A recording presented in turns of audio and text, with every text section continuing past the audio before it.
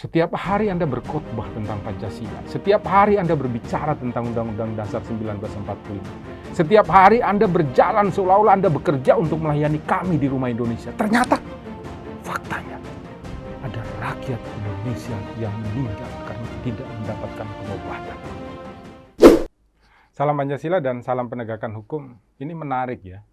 Ada seorang manusia Indonesia di daerah Bulukamba yang kebetulan dia sakit penyumbatan usus, kemudian harus dioperasi, tetapi karena yang bersangkutan tidak punya KTP dan tidak punya BPJS, dia tidak bisa dioperasi.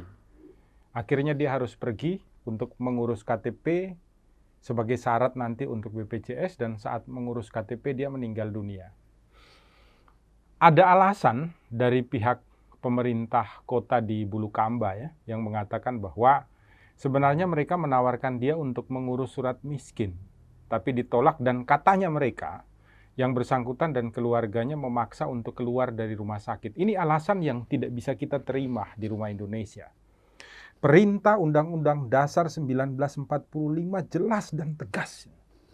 Hei kalian yang ada di pemerintahan, Anda dipilih oleh rakyat.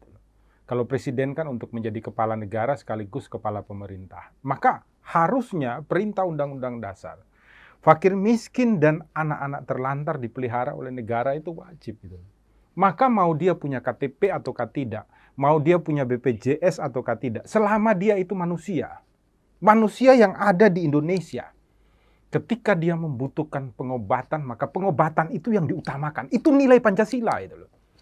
Kalau terjadi seperti ini, berarti praktek Pancasila tidak ada di Rumah Indonesia. Berarti pelaksanaan daripada Undang-Undang Dasar 1945 oleh pemerintah dan negara tidak ada di Indonesia. Pertanyaannya kemudian, apa yang harus dilakukan supaya kita percaya kita hidup di Rumah Indonesia yang ada Pancasila dan Undang-Undang Dasar? Satu-satunya syarat adalah Presiden Republik Indonesia meminta maaf kepada keluarga yang bersangkutan. Tidak ada alasan lain.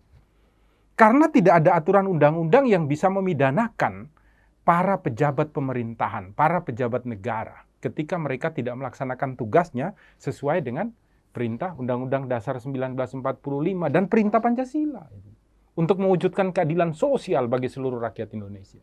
Maka Presiden wajib untuk meminta maaf kepada korban dan seluruh rakyat Indonesia. Yang kedua, pemerintahan setempat juga, gubernurnya, bupatinya minta maaf, datang pada keluarga korban. Dan membuat sebuah janji kepada kita masyarakat Indonesia. Kami tidak akan lagi membiarkan satupun masyarakat Indonesia untuk tidak dapat menikmati fasilitas kesehatan ketika mereka membutuhkannya dan mereka adalah orang-orang yang tidak mampu. Ini yang harus dilakukan. Agar apa? Agar Pancasila itu benar-benar ada gitu loh. Setiap hari Anda berkhotbah tentang Pancasila. Setiap hari Anda berbicara tentang Undang-Undang Dasar 1945. Setiap hari Anda berjalan seolah-olah Anda bekerja untuk melayani kami di Rumah Indonesia. Ternyata faktanya ada rakyat Indonesia yang meninggal karena tidak mendapatkan pengobatan. Salam Pancasila, salam penegakan hukum, buka mata, buka telinga, buka hati, berbuat baik di Indonesia. Ketika kejadian ini merenggut nyawa daripada putra-putra Indonesia, mereka wajib dihukum. Tidak ada alasan apapun.